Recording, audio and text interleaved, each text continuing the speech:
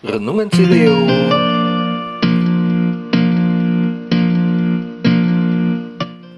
Senin, 5 September 2022. Hari biasa, pekan ke-23. Pembacaan Injil dari Injil Lukas bab 6 ayat 6 sampai dengan 11. Inilah Injil suci menurut Lukas. Dimuliakanlah Tuhan. Pada suatu hari Sabat lain, Yesus masuk ke rumah ibadat, lalu mengajar. Di situ ada seorang yang mati tangan kanannya. Ahli-ahli Taurat dan orang-orang Farisi mengamat-ngamati Yesus, kalau-kalau ia menyembuhkan orang pada hari Sabat, supaya mereka dapat alasan untuk mempersalahkan dia. Tetapi Yesus mengetahui pikiran mereka, lalu berkata kepada orang yang mati tangannya itu, "Bangunlah dan berdirilah di tengah." Maka bangunlah orang itu dan berdiri. Lalu Yesus berkata kepada mereka, "Aku bertanya kepada kamu, manakah yang diperbolehkan pada hari Sabat? Berbuat baik atau berbuat jahat? Menyelamatkan nyawa orang atau membinasakannya?" Sesudah itu, ia memandang keliling kepada mereka semua, lalu berkata kepada orang sakit itu, "Ulurkanlah tanganmu." Orang itu berbuat demikian, dan sembuhlah tangannya.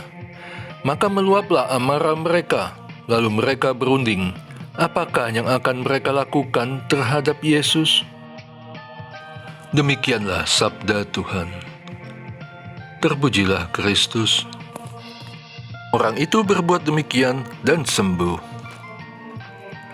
Memahami situasi pada saat itu, aku rasakan suatu ketegangan. Tetapi Yesusnya mengetahui rencana jahat dari orang-orang.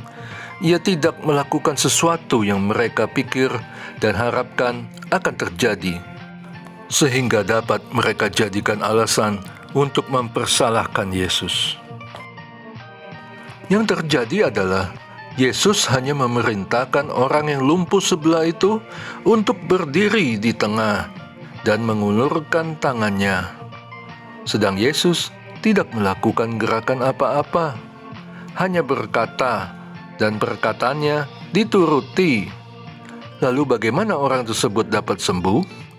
Yesus bahkan tidak menjamahnya. Iman orang itulah yang menyembuhkan dirinya sendiri. Dengan melakukan apa yang Yesus perintahkan, ia telah mengimani bahwa apa yang ia cari akan ia dapatkan. Dan benar, iman yang ia lakukan menjadi iman yang hidup dan telah menyembuhkannya. Berulang kali banyak orang yang telah sembuh karena iman mereka tanpa sentuhan fisik dari Tuhan Yesus. Seperti anak perempuan seorang wanita Siro-Fenisia dalam Markus 7 ayat 24 sampai dengan 30. Wanita yang pendarahan Matius 9 ayat 20 sampai dengan 22.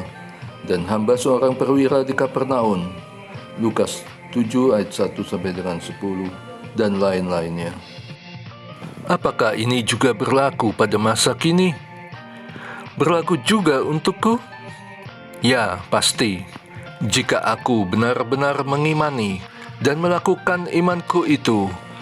Jadi, tidak harus Tuhan Yesus datang secara fisik dan menjamah diriku, baru mujizat itu terjadi. Akulah yang melakukan mujizat iman di dalam nama Allah Bapa dan Putra dan Roh Kudus.